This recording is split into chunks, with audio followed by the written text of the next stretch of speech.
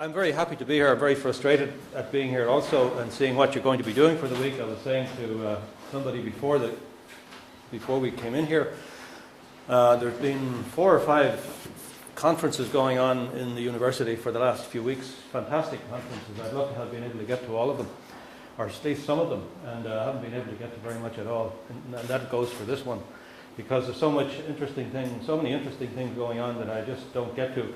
I only get to open them, and I would, in doing so, I'd just like to welcome everybody, particularly those who are from places other than NUI Galway, and in particular Professor Rob Kitchen, who's where's Rob here, the chair of the ISSP Consortium Partners.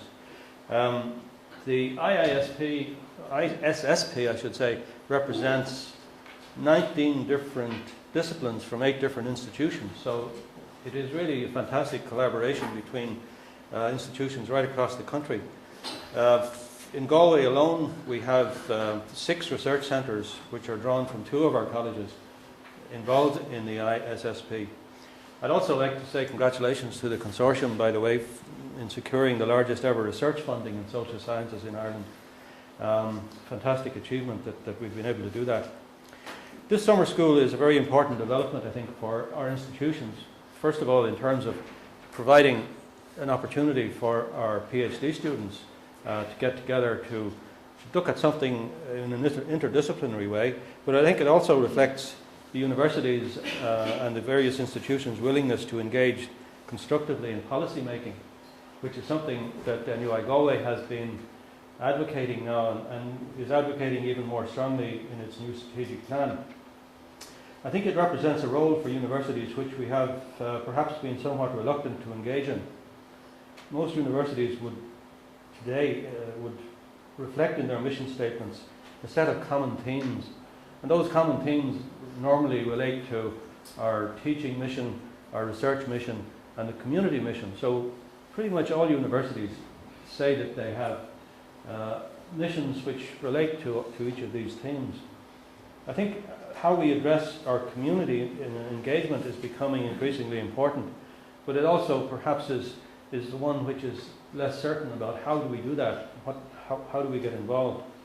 A recent study by a group of leading European universities on their future role in society made a set of interesting recommendations, and I think it's very, very apt that you're here for this week dealing with a lot of the points that they made. The recommendations stated, a number of the recommendations as follows say, that the universities must discover their critical and central roles in wider society. Okay, so I think we figured that out, that we're trying to do that, and you're in the process of doing that for this week. They must recognise their continuing responsibilities in helping to safeguard democracy, to provide space for airing difficult and less popular views, and of thinking the unthinkable. They must play a key role in advocacy on behalf of civil society. They have a duty to help bridge the divides that mark the new age of globalization between North and South, between those with rights and those without, between those living in poverty and those who are not. I see your summer school fitting right in with this, dealing as it does with social partnership, with ageing, children, rural communities, disability, innovation, sustainability, among other topics. It also fits very well, as I said, with this university's strategic plan, in that we are trying to emphasise engagement. It is a central part of our strategic plan in the future, engagement with the community and how we involve our students in that. And one of the things we want to do in future is to give every student here an opportunity to have some involvement with a civic engagement project. So that's our promise to our community for the future. And incidentally, that's one of the things that when you look at the international rankings of universities, it's one of the things that doesn't seem to count at all. So while we recognize it as a very important element of our activity, when you come to measure performance, you don't get measured on this aspect of your performance. So I think indirectly it may benefit us in that respect, but certainly doesn't benefit us directly at all. One of the things, just to turn briefly to what I see going on in the world and what I hope you may be able to address during the week here, The global economy, we have seen upheavals which have radically challenged social cohesion at national, European and international level. Structural change in markets and communities is pervading all aspects of global business and society. And significant structural changes, including the advances in science and technology, increasing influence of oil-producing countries and of Asian central banks, and new collaborative models of innovation are shaping the manner in which business, communities and policymakers conceptualize innovation and its impacts on society, business, communities and individuals. A diversification in the national responses to innovation, to the innovation challenge, has led to novel approaches that require active engagement and support of societies and communities. If we're to learn from this experience, it's crucial that social scientists interpret and explain the real and perceived impact of these global events and changes in policy directions upon our communities and business. The social sciences can play an important part in this, and the Irish Social Science Platform Summer School provides a forum for graduate students, along with national and international experts, to explore how balanced development can be achieved, community-sustained and innovation-based growth kick-started in this country. Within the Irish context, many diverse views exist on how policy making should respond, not alone to current threats, but also to develop the long-term resilience of both business and society in a globalizing world.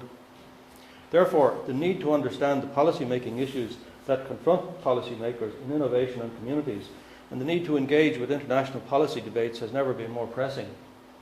In a unique way, this summer school explores the public policy interplay between innovation and communities by exploring policy making through the prisms of innovation, communities and balanced development. In closing, I'd like to quote to you from somebody who made a statement when he became the first president of Johns Hopkins University in 1876. His name was Daniel Coit Gilman, and he was describing the development of higher education in the United States. He referred to it as the embodiment of a wish for less misery among the poor, less bigotry in the temple, less suffering in the hospitals, less fraud in business, and less folly in politics. So it's amazing how topical all of those things are today when he made that statement in 1876. So perhaps the amount of folly in politics is probably the most outstanding thing we could relate to today. But all of the other things I think are still relevant. And they are the things that I think, from what I'm seeing in your program, what you're going to be addressing, I believe we can still play an important role in addressing these issues in the universities. And I see your summer school as being very important in that regard. I wish you well for the school, and I congratulate the organisers once again on the initiative. I hope you have a great week, and I hope to be back to hear at least some of what goes on here. So I'm happy to formally declare the summer school open. Thank you very much.